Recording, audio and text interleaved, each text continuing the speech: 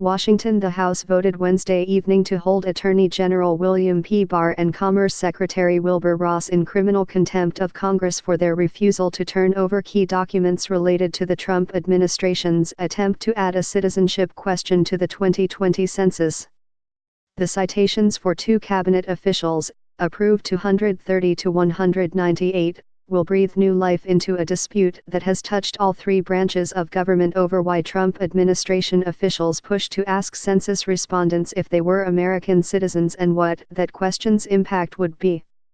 Democrats investigating the issue believe that the documents and testimony being shielded would confirm that the administration's long-stated rationale for collecting the data to better enforce the Voting Rights Act was merely a cover for a politically motivated attempt to eliminate non-citizens from population statistics used to allocate political representation, diminishing Democratic power. The Supreme Court hinted at that theory last month when it rejected the administration's stated reason for adding the question as contrived in the court's ruling on a lawsuit challenging the question. And in an unusual twist, President Trump himself all but confirmed those suspicions earlier this month when he said of the citizenship question, "You need it for Congress, for districting." Last week he announced his government would give up the effort in light of the High Court's decision.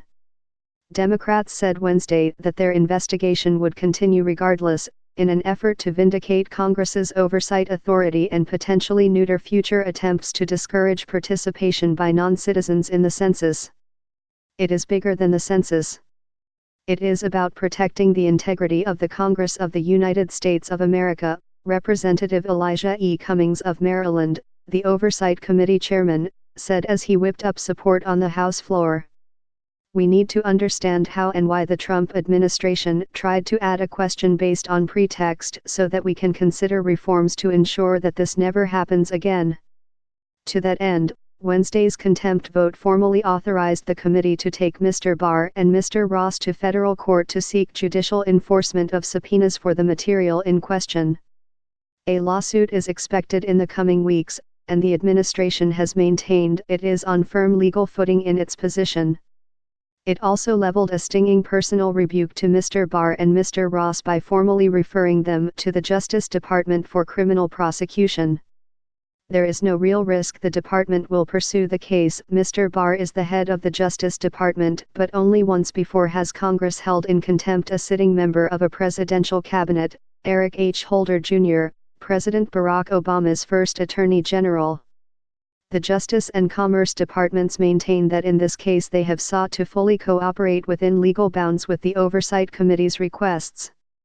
Democrats, they argue, are more interested in a political clash that can attract media attention and embarrass the administration than they are in actual fact-finding, and prematurely abandoned the negotiating table. Mr. Barr and Mr. Ross dispatched a last-minute letter to Speaker Nancy Pelosi of California on Wednesday urging her to call off the vote. The materials the committee had demanded, they said, would require violation of legal privileges and executive privilege. The key remaining issue is how the departments and the committee will address the material that is protected by privileges that have been repeatedly affirmed by the courts, they wrote. There is no information to hide. There are institutional integrities to preserve. Republicans have backed them up at each step, arguing Democrats are abusing oversight powers to contest a reasonable policy goal. But Democrats easily defeated their efforts to kill the contempt citations and replace them with a bill requiring the inclusion of a citizenship question by law. Why are they doing this? Why are they doing this? All because they don't want a simple question on the census, said Representative Jim Jordan of Ohio, the top-ranking Republican on the Oversight Committee. This resolution is ridiculous, and we should vote it down. It is not unusual for Congresses and White Houses of opposing parties to face off over oversight demands, haggling over documents and witnesses. But there is scant precedent for the volume and intensity of the disputes between this Democratic House and Mr. Trump, whose administration has taken a dim view of Congress's authority to compel executive branch cooperation. The House Judiciary Committee, for instance, has been locked in a dispute with the Justice Department and White House over access to evidence underlying Robert S. Mueller III's report on Russian election interference and access to key government officials who served as witnesses to the former special counsel. It may soon spawn additional contempt votes and court action. And an effort by the chairman of the Ways and Means Committee to obtain Mr. Trump's personal and business tax returns has already been redirected to federal court after the Treasury Department refused to comply with requests and subpoenas for the tax information. Wednesday would mark the first time the House actually voted to hold a government official in contempt in one of the fights. The Judiciary Committee recommended that the House do so with Mr. Barr in the dispute over Mr. Mueller's evidence. But the two sides struck a last-minute deal to avoid a formal contempt vote, and the House merely voted to authorize court action to enforce the subpoena. The only other direct precedent for Tuesdays came in 2012, when Republicans then in control of the House held Mr. Holder in contempt in connection with requests for information about the botched Fast and Furious gun trafficking investigation. Republicans ended up suing the Obama administration in the case and ultimately prevailed, but the case took years to wind its way through the courts and could have gone on longer if the Obama administration had continued to appeal. The outcome in the census case could take just as long, potentially outlasting Mr. Trump's term unless the two sides reach an agreement. The Democrats specifically say the two cabinet secretaries obstructed and delayed an oversight committee investigation that began in January. Mr. Ross provided sworn testimony to the committee in March 2018 in which he said he had decided to add the question solely based on a December 2017 request from the Justice Department asking for data to better enforce the Voting Rights Act of 1965.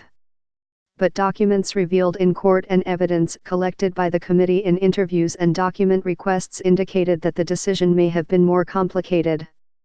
The possibility of adding a citizenship question, long a dream of Republicans active in redistricting fights, was pitched to the Trump campaign, the evidence showed, and was discussed by White House officials in early 2017.